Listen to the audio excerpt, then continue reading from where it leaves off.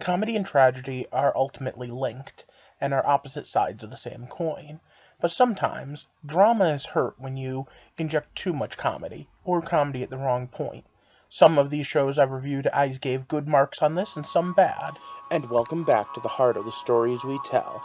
I'm Rob, the host, and this is another look deep into what makes a story, a theory on storytelling by a storyteller who believes that every story has merit. And tonight's episode is Pathos and Bathos, the heart of comedy and drama. Now, first things first, and I have to stress this, there is a brilliance that comes from being able to mix and match these things. And there's also a certain amount of brilliance that comes from the way we tell stories that makes them interchangeable. The original concept of what a comedy is and what a drama are, and what a tragedy versus comedy is, are very different than what we do nowadays, but are important to look at, and we will as we get into this. But mostly I want to deal with something Josh Whedon said, and it's a good rule of thumb. Make it dark, make it gritty, then for God's sake tell a joke. The problem is that sometimes when you make it dark and gritty and tell a joke, the joke ruins the dark and gritty, and sometimes it doesn't. Sometimes they complement each other. For those of you that don't know, what I do here is I critique stories, I review them, and I come up with theories like this. If that sounds interesting to you, or if you want to see some of my reviews, click that subscribe button and join. And of course, I'm always open to questions, either about my own theories on storytelling or in general, just things that maybe you find interesting in the way these stories are told. But for now, let's start with the part of this that most likely you don't know. What is bathos? Bathos is what I'm talking about when I say breaking the mood. Bathos is when, in the middle of an otherwise serious moment, a joke brings you out of it. And part of this is subjective, don't get me wrong, because the same joke that might land perfectly with you and allow you to keep your interest in the might land badly on me and bring me right out. The original term was described actually by Alexander Pope in the early 18th century. And in general, it's an anticlimax, an abrupt transition. You know, maybe you just climaxed a little early. Alright, sorry, I'll try to be less juvenile. And a great example of this comes from one of the movies that I've reviewed recently, specifically Doctor Strange. I would be hard-pressed to declare Doctor Strange to be a comedy. It's very dramatic and there's a lot going on. But the Cloak of Levitation at one point breaks a very serious, heart-melting scene by wiping away the tears. And it's cute, and it's funny, and it's one of those they told a joke. But it just, in my opinion, lands at the wrong moment. That joke could have worked other places in the movie, but right there, it felt like we were going for the gag a little too easily. And you know what?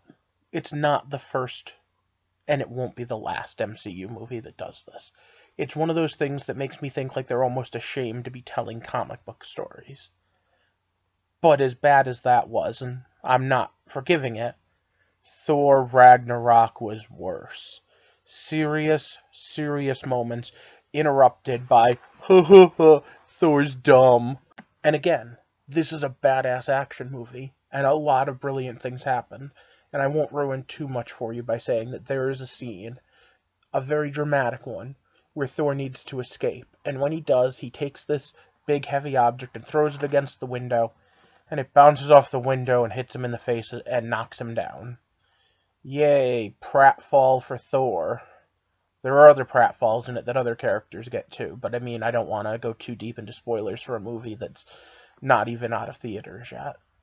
At the end of the day, it felt like they just go for the laugh too quickly, too often. And again, Doctor Strange did too, but it did it to a lesser extent. Now, Thor was a much more fun movie, and Doctor Strange was a much more serious movie, but at the end of the day, they both have these moments. These things where this is the dramatic moment where these characters are supposed to have grown or have pulled an emotion out of you. The pathos, the feeling. And it's not like we don't get jokes in other MCU movies to a lesser extent. I think this scene in Avengers Age of Ultron perfectly gets the laugh, gets the little huh, and at the same time doesn't cut itself short, doesn't make it into a joke. And even later, there's another moment where they call back to this as a joke. Put it in the elevator. Elevator isn't worthy. And it's all a callback to a joke even earlier. It's perfectly capable of having a series, a show, a movie have a joke without it falling into anticlimactic. One of the shows that I review for DC is called Legends of Tomorrow, and I have yet to review it for an episode this year. And part of the reason is the bathos that's been going on with it. I don't like trash-talking shows. I review things that I like, not things I don't like. I try to stay at least mostly positive with the things that I say, and I hope that you all appreciate that. But in the case of Legends, this season, every episode has made me roll my eyes at least once, and I would be spending a good portion of the review complaining about the fact that these characters, these serious characters, most of which who are superheroes I appreciate, are being treated like idiots because they need to go for the joke. And I can see exactly where it all fell down. Ironically enough, it all fell down in Season 2 in my favorite episode. It was an episode featuring the bad guys, and the bad guys kept insulting them. What, those idiots? Oh, what, those guys can't do anything right. And I laughed my butt off. I thought that was hysterical, because yeah, the Legends have a history of making kind of dumb mistakes and being naive in certain ways. But they're still heroes, and they should be being treated more like it. And at the end of the day, they've been kind of stretching that, putting the jokes first, the insult first, even when it's not another villain that's saying it. Now, where those are bad examples, I want to say one that comes right up to the line, and crosses it for some people, but not for me.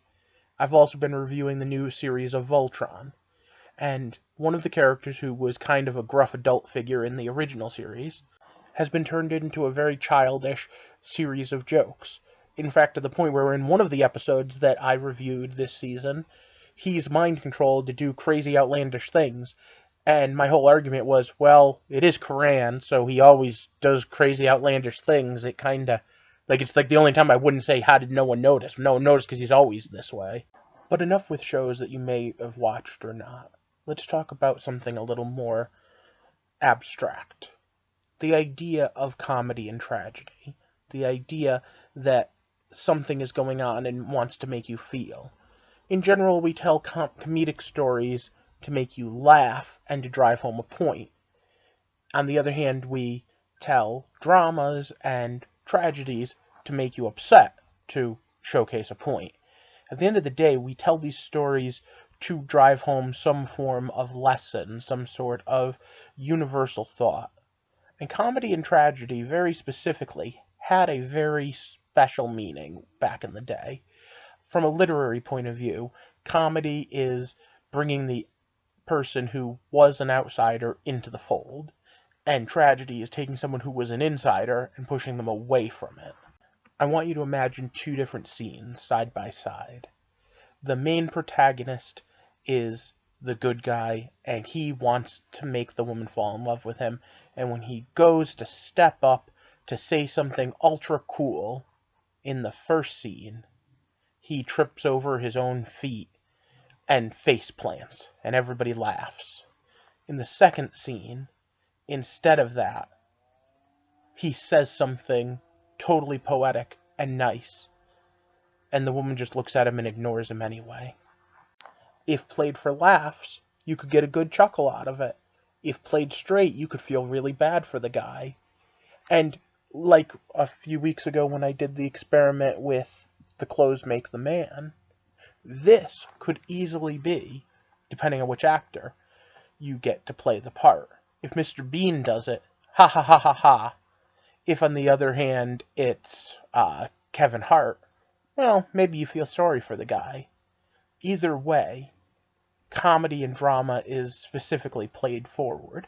And it's something that a story creator, a writer, a director, a producer needs to keep in mind. What is it you want your through line to be?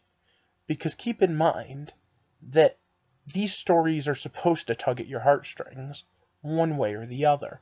And if they're not, then isn't there something wrong? Isn't there something that when you try to make them have that emotion, they're having the wrong one? Or you've confused the audience. Wait, was that supposed to be funny? Am I supposed to laugh here? High-level overview, Tears of the Sun is all about a military unit that is behind enemy lines, finds some bad things going on with the locals, and has to decide how to handle it. It's taken very seriously. Yes, there's a couple of funny jokes, but for the most part, it's a very serious movie. On the other hand, Tropic Thunder is all about a movie studio sending its actors and behind enemy lines in a bad place and them ending up getting caught there and finding out bad things are going on and having to decide how to handle it.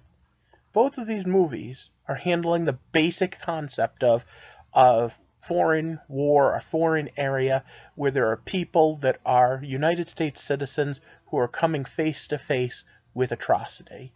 You can play it straight, you can play it for comedy, you could watch either of these movies and get the same base concept.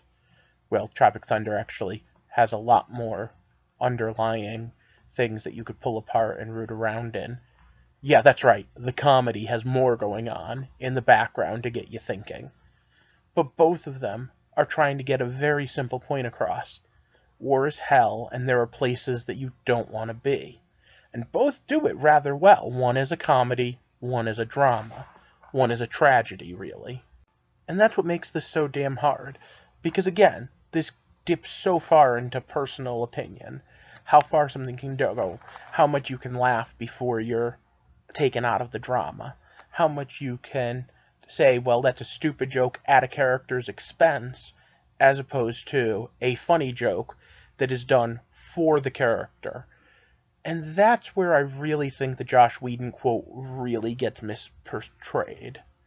I think that the joke in the story, the joke of that's funny for the character to say or do, as opposed to the laughing at them. I'm going to have to go with the old bully theory. If I'm laughing with you and you would think it's funny too, you're A-okay. If I'm laughing at you, maybe not so much. So since I spent some time trashing Thor and Doctor Strange, I want to say what they got right. I want to tell you the fact that there is a funny scene in Doctor Strange. I want to tell you that having Hulk fall out of an airplane and not transform can be cool. But at the same time, those things only work when they're timed right. Which goes back to my pacing thoughts. Because that's what this really is. Yet another look at pacing. I spent an entire month talking about the building blocks of stories and the pacing. And scene and sequel are two of the things that I specifically were talking about.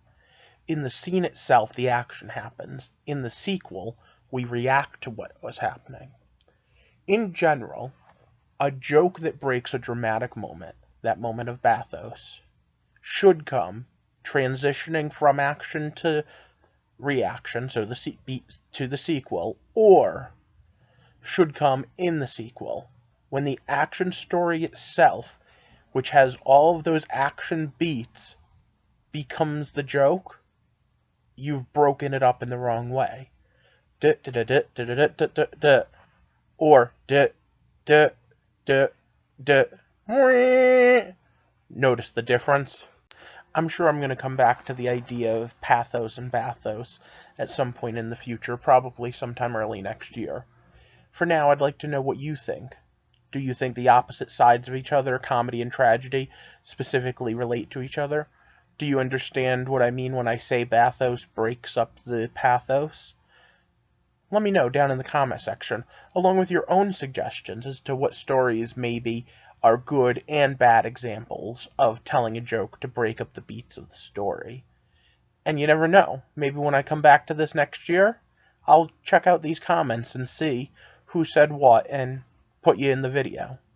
For now, I need to ask you to like and share this video, and of course, if this is your first time here, subscribe so that you can join our wonderful community.